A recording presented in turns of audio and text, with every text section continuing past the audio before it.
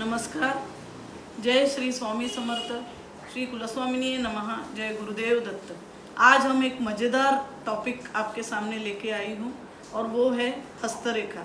आज मैं हस्तरेखा के बारे में आपको जानकारी दे दूँगी। अब देखिए, हस्तरेखा बहुत लाइफ में इम्पोर्टेंट है, बहुत मायने रखती है। ऐसा कोई भी व्यक्ति नहीं है जिसके हाथ में हस्तरेखाएं न हो। और अगर आपने गौर से देखा तो ये कुछ महीने के बाद या कुछ समय के बाद ये रेखाएं बदलती भी रहती है। तो देखते हैं, मुख्य देखो, हाथ में मुख्य 7 रेखाएं होती है। आज मैं आपको बताती हूँ ये 7 रेखाएं कौन सी हैं। ये है जीवन रेखा, मस्तिष्क रेखा, हृदय रेखा, फिर उसके बाद होता है स्वास्थ्य की रेखा, और उसके बाद है भाग्य रेखा, यहाँ पे होती है सूर्य रेखा, और 7वीं रेखा जो है वो है विवाह रेखा। अब देखिए, ये रेखाएं जितनी क्लियर और गहरी होती है उतनी जीवन में सफलता प्राप्त होती है। अब यहाँ पे मैं बताती हूँ आपको, ये जो रेखा है ये यहाँ से आप अगर देखोगे, तर्जनी और अंगूठे के बीच में से जो निकल के ये पूरे शुक्र के पर्वत को सराउंड करती हुई यहाँ पे जो आती है, ये जो रेखा है ये जीवन रेखा है। ये जितनी स्पष्ट और लंबी होती है उतनी आयु लंबी होती है। अगर दूसरी रेखाएं भी उसको सपोर्ट करती है तो आयु लंबी होती है। इसके बाद ये जो है ये मस्तिष्क रेखा है। अब देखिए, ये भी यहाँ से किसी किसी के हाथ में ये यहाँ से जुड़ के आती है, किसी लोगों में जिसके इंडिपेंडेंट थिंकिंग बहुत होती है उनका यहाँ पे गैप होता है। लेकिन अब मेरे हाथ में ये जुड़कर आई है, देखिए यहाँ से ये मस्तिष्क रेखा भी जैसे आ करके चंद्र के ऊपर वाले पर्वत पर ये यहाँ पे आती है। किसी किसी की ये रेखा छोटी होती है, किसी किसी के लंबी होती है।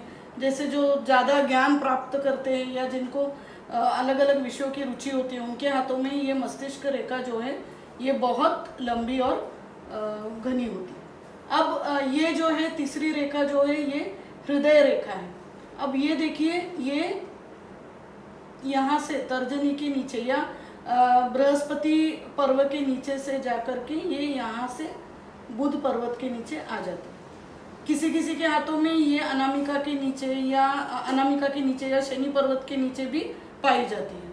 वो आगे के वीडियो में मैं आपको बताऊंगी कि उसका क्या महत्व है। ये हुई तीसरी रेखा। अब चौथी रेखा जो है, अब ये मैं बताना चाहूँगी आपको कि ये हृदय रेखा जो है ये खास करके सभी लोगों के हाथ में पाए जाते हैं। लेकिन ऐसा जो रिसर्च करते हैं तो ऐसे पाया गया है कि इनके मतलब ऐसे लोगों के हाथ में, डाकू या फिर जो बहुत ही क्रूर होते हैं उनके हाथों में ये हृदय रेखा नहीं पाई जाती है। क्योंकि हृदय रेखा जिनके हाथों में है और शुक्र पर्वत गहरा है तो प्रेम और बाकी शुक्र से रिलेटेड सारे चीज़ों में उनको बहुत रुचि होती है। अब चौथी रेखा जो है ये है भाग्य रेखा। ये कहीं से भी निकलती हो, लेकिन ये भाग्य रेखा जो है ये आकर शनि पर्वत, अभी देखिए ये शनि की उंगली है, उसके नीचे वाला जो पर्वत है यहाँ पे आके रुकती है।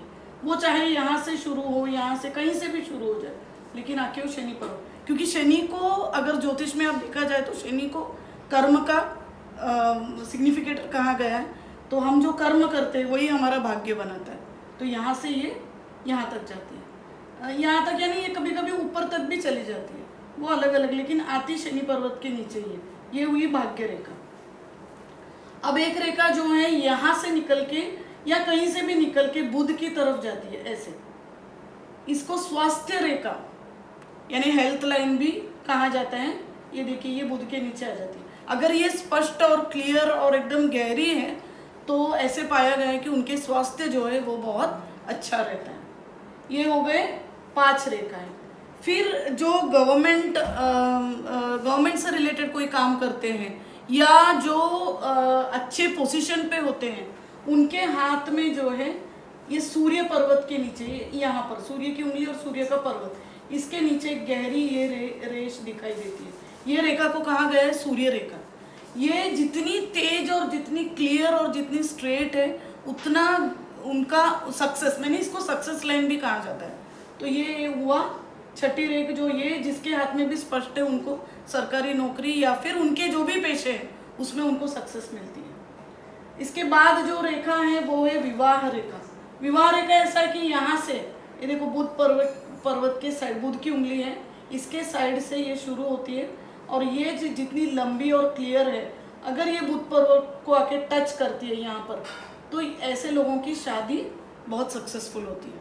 अब देखिए, आप अगर देखोगे तो यहाँ पे कभी कभी 3-4 रेखाएं होती है, वो रिलेशंस की रेखा होती है। लेकिन अगर एक ही रेखा जो है वो अगर क्लियर और लेंथी और लॉन्ग है, तो ऐसे लोगों की शादियाँ बहुत सक्सेसफुल होती है। तो ये हुए 7 रेखाओं के बदले आपको मैंने महत्व समझाया। अब अगले वीडियो में मैं कुछ नया ज्ञान लेकर आपके सामने आऊँगी। तब तक के लिए नमस्कार। अगर मेरा वीडियो अच्छा लगे तो ज़रूर इसको लाइक, शेयर और सब्सक्राइब करना। Thank you.